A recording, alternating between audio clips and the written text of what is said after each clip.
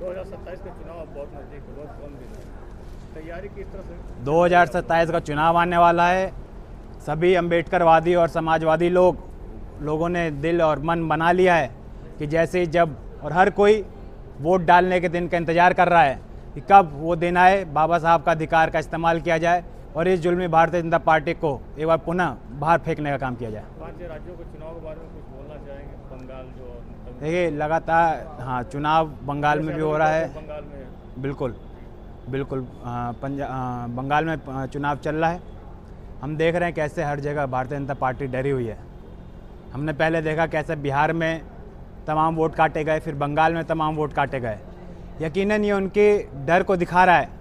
और यूपी में भी 2 करोड़, बिल्कुल यूपी में भी 2 करोड़ समथिंग वोट काटने का उन लोगों ने काम किया है, जिसका वो उल्टा दिखा रहे हैं कि 84 लाख बढ़ाने का काम किया है।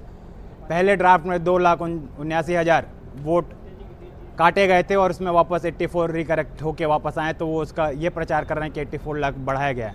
लेकिन हम लगातार देखते हैं कैसे भारतीय जनता पार्टी के लोग डरे हुए हैं, उनके नेता डरे हुए हैं, वो पीडीए के लोगों से डरे हुए हैं और लगातार, क्योंकि उन्होंने धरातल पे कोई कार्य तो किया नहीं है जिसके दम पे वो वोट मांगने का काम करें। उन्होंने लगातार पिछड़े दलित लोगों को सताने का काम किया है, लोग आरक्षण छीनने का काम किया है, संविधान को बदलने का काम किया है।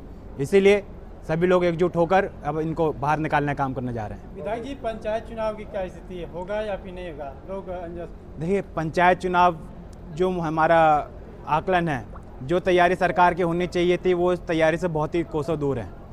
हमारे पार्टी के मुखिया माननीय अखिलेश यादव जी ने भी कहा कि जो प्रत्याशी तैयारी कर रहे हैं वो थोड़ा हॉल्ट लगा लें, क्योंकि ये सरकार ये चुनाव कराने में असमर्थ है। और हमारा भी ये मानना है, हालांकि कोर्ट ने भी आदेश दिया था कि समय तो चुनाव कराए जाएं, लेकिन भारतीय जनता पार्टी, जैसा कि हमने कहा कि उनकी सभी बातें, उनके सभी वादे और सभी सपने जैसे खोखले हैं, वो ये चुनाव कराने में भी असमर्थ है। तो मुझे नहीं लगता। जो पंचायत राज मंत्री हैं प्रकाश राजभर जी आरोप लगाए कांग्रेस और सपा का ये अब फिर बता, मैं सुन नहीं पाया क्या आपने नोएडा जो हिंसा हुआ था श्रमिकों हाँ। का। देखिए, ये बड़ा दुर्भाग्य की बात है कि कैसे भारतीय जनता पार्टी अपनी नाकामियों को छुपाने के लिए समाजवादी पार्टी और अन्य पार्टियों का नाम आगे कर देती है।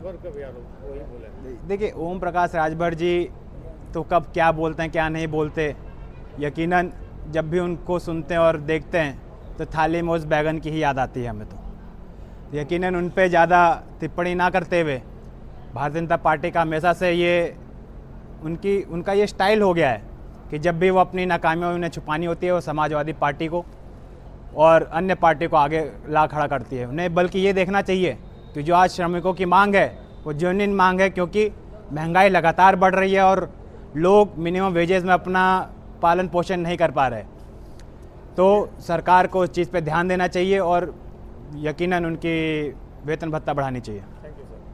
अगर आप खिलाफ आता है जो पार्टी से है, आप हैं, हम लोग पार्टी के सिपाही हैं, पार्टी के कतरा बहा देंगे, लेकिन किसी के सामने झुकेंगे नहीं, दबेंगे और आपको खुल करके सब विधानसभा जितने हमारे स्नातक हैं वोट देने काम करेंगे। और हम अपने स्नातकों से अनुरोध भी करता हूँ, एमएलए साहब सक्षम हैं, हर आदमी दुख सुख जुड़े रहते हैं, चुनाव बहुत शीघ्र आने वाला है और हम लोग एमएलए साहब दोबारा पुनः एमएलए बना के और अपना सम्मान प्राप्त करें।